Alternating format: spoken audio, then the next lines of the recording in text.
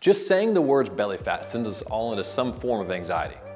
Fat around the waistline seems like it's the first area to store and the last to burn off. And well, that's because usually it is. So in this video, I want to explain the types of fat and why that is the case. And finally, what exercise is the very best based on science and my professional experience to burn belly fat. So let's start with the types of fat. Subcutaneous is the first form of fatty deposit in the body, and this fat is found just beneath the skin. This is the fat you can pinch easily and known as a less risky fat because it doesn't store around the organs, causing major side effects. Yet this fat storage has to do some with genetics, but there are plenty of research journals that prove it's more about your daily activities and your diet that will affect it. For example, certain foods will store more as subcutaneous fat and certain foods will burn subcutaneous fat, even at the same caloric intake. Monounsaturated fats that are found in some fish, eggs, and nuts are proven to target belly fat, while processed carbohydrates such as sugar and breads are proven to store more belly fat, causing more insulin resistance. The second type of fat, as mentioned earlier, stores around the organs, under the muscle, and is called visceral fat. This type of fat is also known as the beer belly because alcohol is directly linked to storing more visceral fat in the midsection. Visceral fat is strongly correlated with the number of diseases such as organ failure, which is kind of a big deal. In a recent Harvard study, they found that visceral fat pumps out immune system chemicals called cytokines, such as tumor necrosis factor and interleukin, which will increase cardiovascular disease, cancer, insulin resistance, and blood clotting. Another big reason they found the visceral fat is so harmful is because it's located near the portal vein, which carries blood from the intestinal area to the liver. Substances released by visceral fat, including free fatty acids, enter the portal vein and travel to the liver, where they can influence the production of blood lipids. So what can we do to get rid of belly fat? Well, according to a research journal published in 2019, what you eat and how you eat is half the battle. Eating less processed carbohydrates, saturated fats, and polyunsaturated fats are all big ways.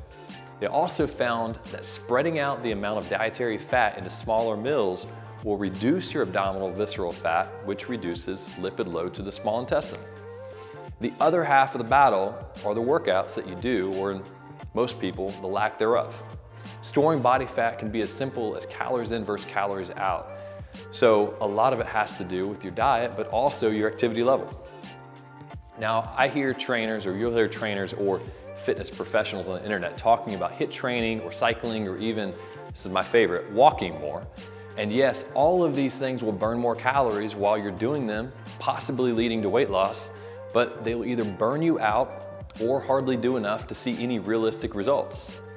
The secret to losing belly fat, or fat in general, is combining a clean diet, which ultimately gives you a caloric deficit, great metabolic workouts, and resistance training on your skeletal muscles. This is the secret I've done for 15 years being a personal trainer, and the reason I've had thousands of clients become the best versions of themselves. All right, so now that I've kept you waiting for so long, let me tell you what exercise, if I had to choose one, would be the ultimate fat burning catalyst. And the answer is thrusters. Thrusters engage almost all 300 muscles in the human body when done heavily enough, causing a rapid push of oxygen to all of the ones being worked via blood flow, thus causing the ultimate metabolic effect on the heart known as cardio. The other amazing reason that this is the all-time best exercise for fat loss is it stresses the muscles known as resistance training, which ultimately tears them microscopically and raises your basal metabolic rate on the next several days. So why is this important?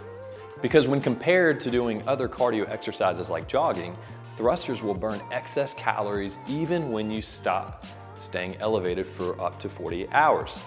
So when you step off a treadmill, you go back to your normal caloric expenditure within 30 minutes, which means the only calories you burn are when you are on the actual treadmill or bike. Of course, you need to go heavy enough with this exercise to stress the muscles and break them down enough to need repair. I like doing sets of 10 to 12 with about 90 to 120 seconds between for several rounds multiple times a week. And if you have back or shoulder issues, then try using dumbbells instead of a more anterior loaded barbell. Do this exercise every week and change your activity habits along with a clean diet and watch the belly fat melt away. I hope this helps, and make sure you subscribe to my channel, and I'll see you next week.